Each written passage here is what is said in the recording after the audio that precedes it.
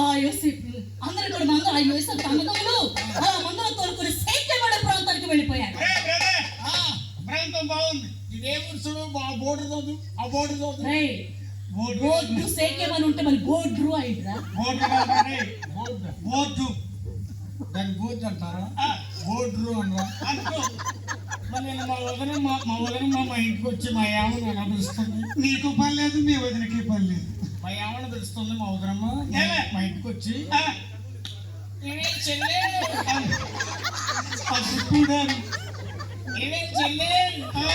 Panchayat board ఇక్కడ card అది board కాదు, కారుడు కాదు, అది పంచాయతీ బోర్డు. అక్కడ ఇచ్చేది ఆధార్ కార్డు.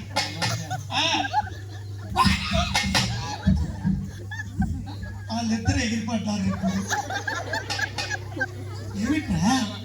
ఏమిటి ఆ నీళ్ళ ఒడ్డం అది అక్కడేనా?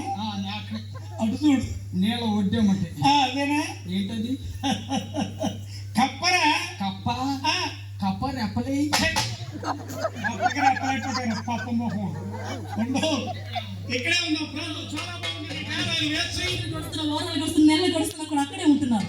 కానీ తండ్రి గారు మాత్రం ఏ చెడా తెలియనడం లేదు. ఏమండి, కుమారులు తల్లిదండ్రుల వదిలి ఎక్కడెక్కడ ఉండగలుగుతూ ఉంటారు. కానీ తల్లిదండ్రులు బిడ్డలు వదిలి ఉండగలుగుతారా? ఒక తల్లిదండ్రులకు ఒక్క కొడుకు అయినా 10 మంది కొడుకులున్నా ఒక్క కొడుకు ఎక్కడో దూరంగా ఉంటున్నాడు అనుకోండి, ఆ కొడుకుని గురించి ఆలోచిస్తూ ఉంటారు కదండి. అక్కడ దాకా ఎందుకండి? మా ఊర్లో ఒక ఆవిడ ఉంది, కొడుకు విజయవాడలో ఉద్యోగం చేస్తున్నాడు. మాకు అక్కడ 100 కిలోమీటర్లు అండి.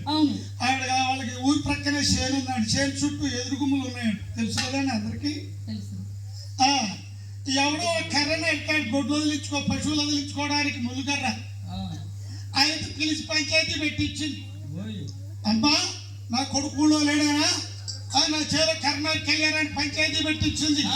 అటువంటి తల్లి మనం చనిపోయింది ఈ మధ్యన ఒక 15-20 రోజుల క్రితం.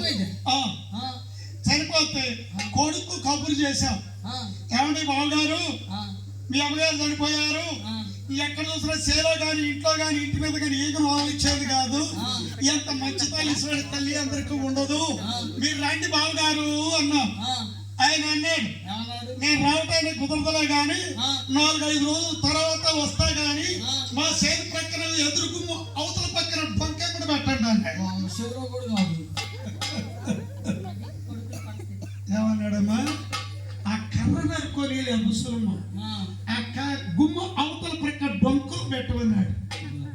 ఇదే కదండి. అంటే ఇక్కడ వారన్నా మంచివాళ్ళు, ఇక్కడ కొడుకులు అంతా మంచివాళ్ళు, ఇక్కడ యూత్ అంత మంచివాళ్ళు ఏమంటే మంచి కార్యక్రమాలు చేయించారు. ఇవి వాస్తవాలండి, నాకు జరిగినవి కాదు, నాకు చెప్పినవన్నీ కూడా వాస్తవాలు. కాబట్టి తల్లిదండ్రి కొడుకులు చూడండి ఉండలేదు.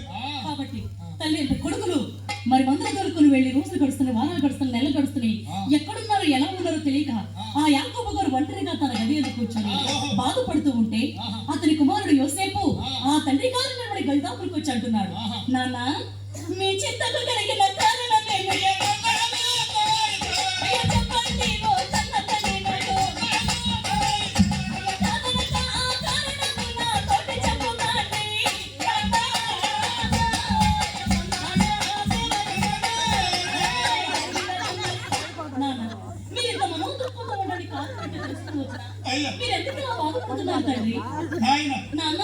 నీకంటే పెద్దవారు నా కుమారులు 10 మంది మందల తోలుకొని మన్నిపు దేశాలకు వెళ్ళి ఉన్నారు.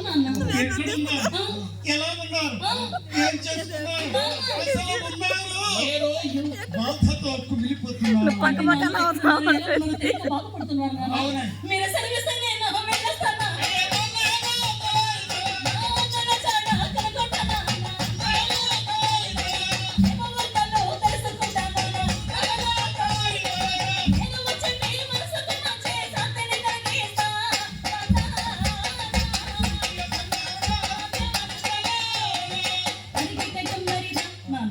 మీరు సెలవిస్తే నేను వెళ్ళి నాన్న ఎక్కడున్నారో ఎలా ఉన్నారో తెలుసుకుని వచ్చి మీకు కుశల ప్రశ్నలు తెలియజేస్తాను. నాన్న నన్ను దీవించి పంపించండి. కుమార, నాన్న నీవు చూడగా చాలా చిన్నవాడు, భయంకరమైనటువంటి